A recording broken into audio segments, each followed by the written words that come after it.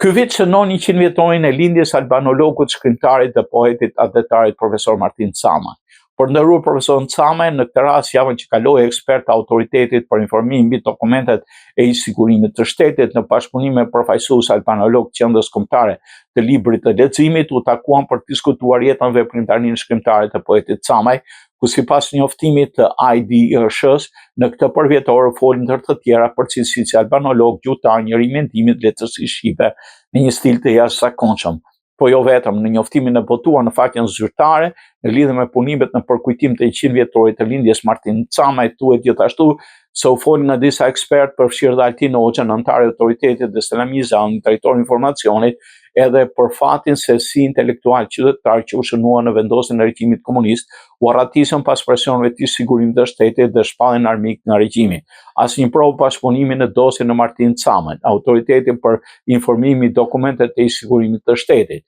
Një temë kjo që në të kaluarën, por edhe tani kanë zgjedhur në debate të ashpra, sidomos për nostalgjikët e komunizmit të Tiranës zyrtare.